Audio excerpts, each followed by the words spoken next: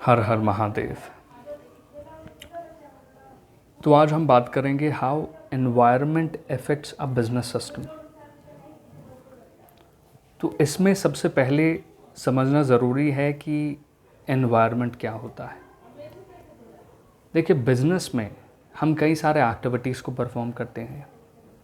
Business में हम strategies को परफॉर्म करते हैं, सिस्टम्स बनाते हैं, ह्यूमन रिसोर्स के प्रोसीजर्स और पॉलिसीज़ को बनाते हैं, प्रोडक्शन करते हैं, कैपिटल के बारे में सोचते हैं, कैपिटल को कलेक्ट करते हैं, रॉ मटेरियल्स को जो है अरेंज करने की कोशिश की जाती है। तो ऐसे कई सारे एक्टिविटीज़ को परफॉर्म एक बिज़नेस द्वारा किया जाता है। तो जब बिज़नेस ऐसे बहुत सारे एक्टिविटीज़ को परफॉर्म कर रहा होता है तो वो सब एक बिज़नेस के सिस्टम के अंदर में आता है। ठीक है, तो जो भी बिज़नेस सिस्टम में हो रहा है ये बिज़नेस से रिलेटेड है, लेकिन इसके बाहर जो भी हो रहा है दैट इज़ एनवायरनमेंट। एनवायरनमेंट कई प्रकार के हो सकते हैं। कुल 5 प्रकार के एनवायरनमेंट हम यहाँ पे देखेंगे, समझेंगे। सबसे पहले है इकोनॉमिक एनवायरनमेंट। तो देखिए, इकोनॉमिक एनवायरनमेंट का अर्थ इकोनॉमी से ही जुड़ा हुआ है और इकोनॉमी का क्या इम्पैक्ट पड़ता है एक बिज़नेस सिस्टम के ऊपर में। जो इकोनॉमी एनवायरनमेंट क्रिएट करती है उसका बिज़नेस सिस्टम पे क्या इम्पैक्ट पड़ता है। तो देखिए, इकोनॉमी में हमेशा प्रोडक्शन होता रहेगा। ठीक है, प्रोडक्शन होता रहेगा, कई सारी चीज़ें इंट्रोड्यूस की जाएगी, जीडीपी पे ओवरऑल इम्पैक्ट पड़ेगा।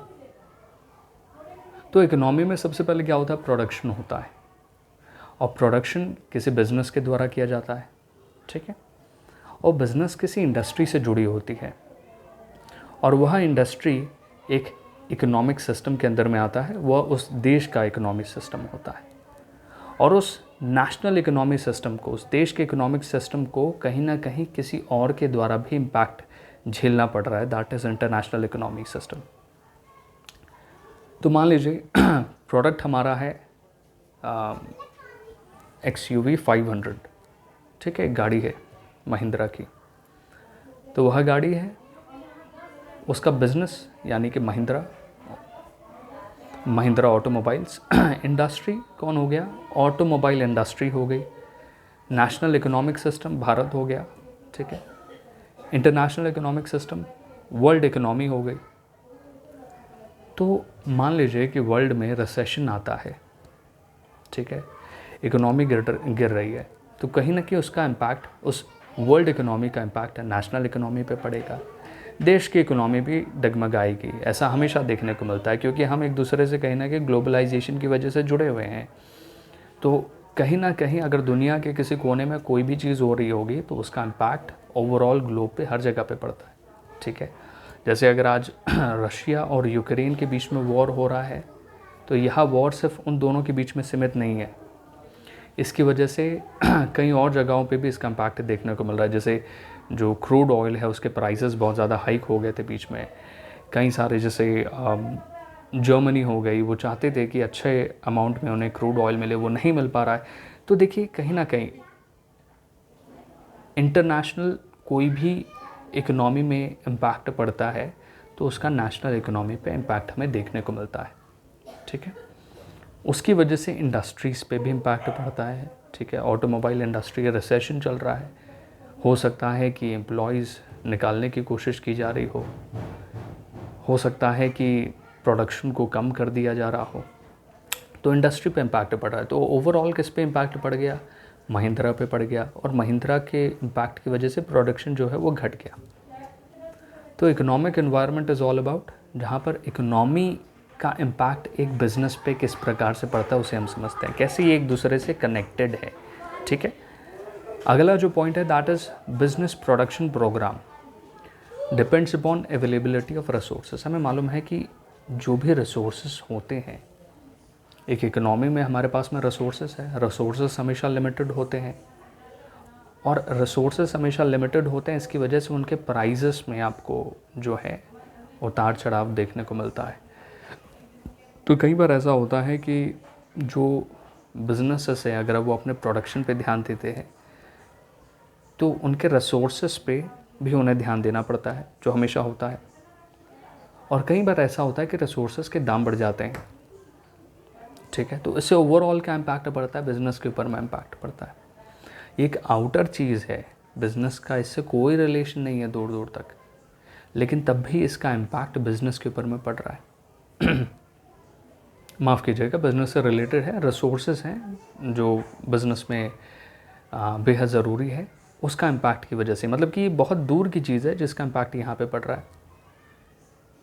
तो अगर मान लीजिए कि रिसोर्सेज जो है वो स्कार्स से हो जाए, अगर आप सॉस बना रहे हैं, ठीक है, आप टोमेटो सॉस बनाते हैं और सॉस में जो टोमेटो है, टोमेटो का दाम मान लीजिए बहुत ज़्यादा बढ़ जाता है, तो अगर टोमेटो का दाम बहुत ज़्यादा बढ़ जाएगा तो उसकी वजह से क्या होगा, जो टोमेटो सॉस है उसका भी दाम बढ़ जाएगा मार्केट में, ठीक है।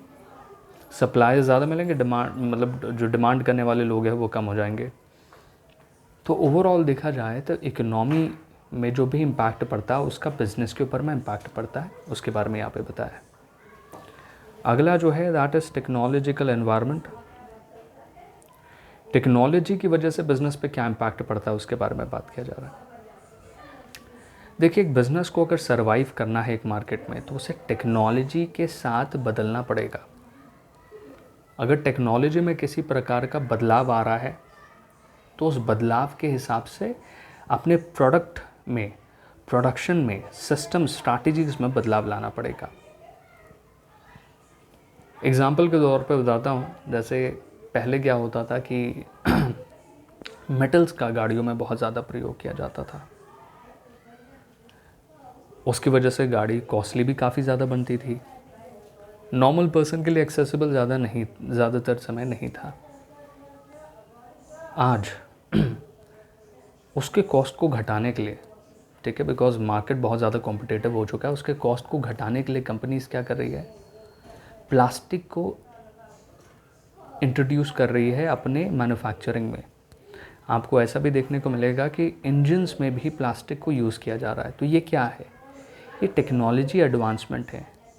ये कोई नॉर्मल प्लास्टिक नहीं है, एक अच्छे लेवल का प्लास्टिक होता है, लेकिन प्लास्टिक को यूज़ करना मेटल की जगह पे सस्ता पड़ता है कंपनी को। इससे कई सारे फ़ायदे हैं कंपनीज़ को। प्रोडक्शन जो है ओवरऑल इम्प्रूव हो जाता है, कम कॉस्ट में आप ज़्यादा सर्विसेज प्रोवाइड कर पाती हैं, ठीक है, सर्विस कॉस्ट भी एक कस्टमर के लिए कम हो जाता है, ठीक है, गाड़ी ओवरऑल हल्की हो जाती है, बहुत सारे फ़ायदे हो गए। अगर टेक्नोलॉजी में चेंजेस आने के साथ में अगर एक ऑर्गेनाइजेशन चेंजेस नहीं लाएगा तो उसके लिए मार्केट में सर्वाइव कर पाना बहुत मुश्किल है। अगर मान लीजिए कि ज़्यादातर कंपनी जैसे प्लास्टिक को इंट्रोड्यूस कर रही है, अगर प्लास्टिक को नहीं इंट्रोड्यूस करेगी, वो मेटल को इंट्रोड्यूस करेगी, तो उसका प्राइस हमेशा ज़्यादा रहेगा। और अगर उस कार मैन्युफैक्चरिंग कंपनी का प्राइस ज़्यादा रहेगा तो कस्टमर उसके अल्टरनेटिव को ढूंढेगा, ठीक है, तो वो आपके लिए नुकसान हो गया, क्योंकि आपके प्रोडक्ट का डिमांड मार्केट में कम हो रहा है। इसीलिए टेक्नोलॉजी में होने वाले चेंजेस के बारे में एक कंपनी को मालूम होना बेहद ज़रूरी है। इसके लिए रिसर्च एंड डेवलपमेंट की टीम्स बैठाई जा सकते हैं जो इसके बारे में सर्च करे, पता करे और उसके बारे में जो मैनेजमेंट है उसे बताए और उसे इम्प्लीमेंट करे। So demand for a product is affected by the technological changes. Consumer respond to technological changes and demand for products incorporating the latest technology. आज आपके पास में 5000 में आप एक बेहतर फ़ोन ले सकते हैं और 2 साल पहले आप उससे जो है कम फीचर्स वाले फ़ोन ले पा रहे हैं। 2 ऑप्शन से आपके पास में, दोनों 5000 रुपये के, आप चूज़ किसे करेंगे? सीधी सी बात है, आप चूज़ करेंगे जो आपके पॉकेट के लिए, पॉकेट पे ज़्यादा इम्पैक्टफुल ना हो। इसीलिए technological environment is very important. यहाँ पर कंपनीज़ को रिसर्च करना पड़ेगा कि मार्केट में कोई टेक्नोलॉजी में चेंजेस आ रहे हैं, उसके हिसाब से अपने प्रोडक्शन प्रोसेसेस और बाकी जो भी प्रोसेसेस वो परफॉर्म कर रहा है उसमें चेंजेस लाने पड़ेंगे। तीसरा है लेजिस्लेटिव एनवायरनमेंट। लेजिस्लेटिव एनवायरनमेंट यानी कि जो लीगल जो फॉर्मेलिटीज़ होती है, प्रोसीजर्स होते हैं, पॉलिसीज़ होते हैं, उसका क्या इम्पैक्ट पड़ता है बिज़नेस पे। देखिए बेहद ज़रूरी है। क्यों ज़रूरी है? क्योंकि अगर लेजिस्लेटिव एनवायरनमेंट नहीं होगा या फिर उसका इम्पैक्ट अगर बिज़नेस पे ना पड़े तो बिज़नेस में मनमतंगी ढंग से काम होने लगेगा। एम्प्लॉयर एक्सप्लॉइट करेगा एम्प्लॉयज़ को, एम्प्लॉयज़ जो हैं वो ऊट पटांग हरकतें करेंगे ऑर्गेनाइजेशन में, ऐसे कुछ चीज़ें करेंगे जिसे शायद एम्प्लॉयर रोक ही ना पाए। इसीलिए ओवरऑल बिज़नेस के एनवायरनमेंट को बेहतर बनाने के लिए और समय के साथ में जो चेंजेस आ रहे हैं ह्यूमन बिहेवियर में, उसके अकॉर्डिंगली हमें कई सारे पॉलिसीज़ को इंट्रोड्यूस करना पड़ता है। पहले जैसे अगर आप देखें तो जो है लॉज कम हुआ करते थे, तो लॉज अगर कम हुआ करते थे इन इंडस्ट्रीज़, फैक्ट्रीज़, तो उसकी वजह से क्या होता था, ह्यूमन को जो है एक्सप्लॉइट किया जाता था। आज के समय में यह जो स्तर है ये काफ़ी हद तक घट चुका है, क्योंकि ज़्यादातर बिजनेस को इन लेजिस्लेटिव एनवायरनमेंट का इम्पैक्ट जो है वो झेलना पड़ता है। इसके लिए भी एक टीम हो सकती है आपके पास में, जैसे एक बिज़नेस के पास में जो है बहुत सारे लीगल एडवाइज़र्स होते हैं, उन्हें रखा जा सकता है।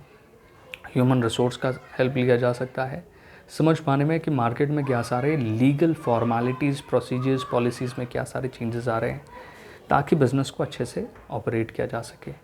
A large number of government legislations like the Company Act, the Industrial Development and Regulation Act, Income Tax Act, Sales Act, etc. affect the activities of business। ठीक है, बेहद ज़रूरी है। ये 3 पॉइंट मुझे लगे काफ़ी ज़रूरी हैं जो मैंने आपको पहले बता दिया। अब चौथा और पांचवा पॉइंट है। चौथा है sociological environment, management and labour.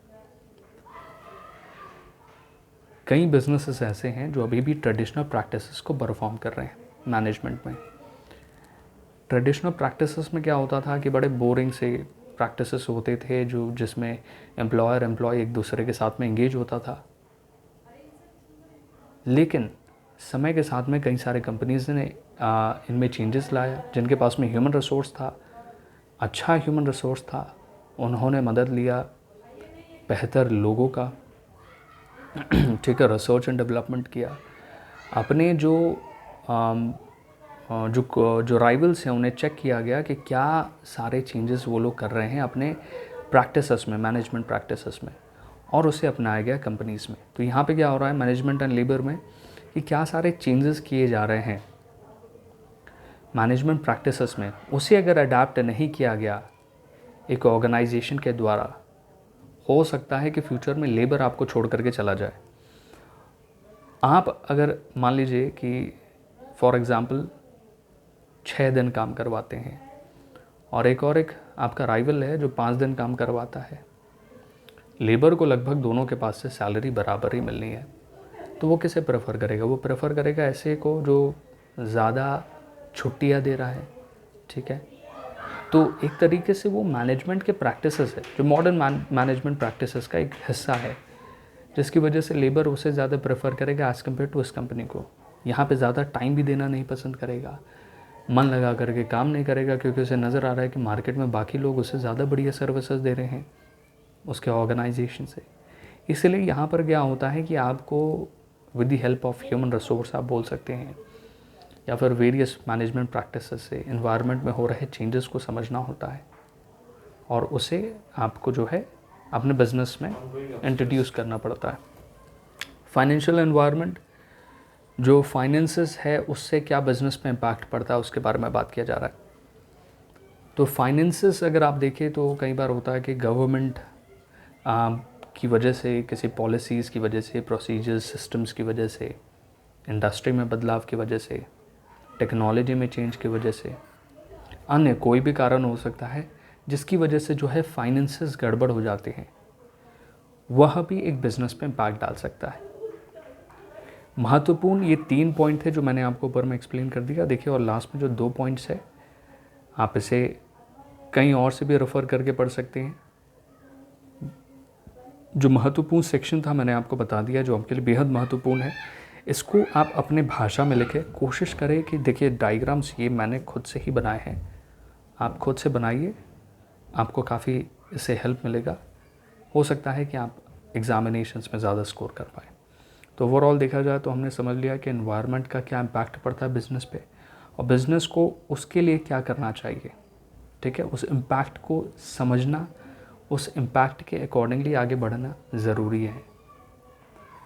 ठीक है, और किसी भी तरह का कोई डाउट आता है या फिर कोई भी चीज़ आप नीचे कमेंट में डालिए, मैं देखूँगा। Thank you very much.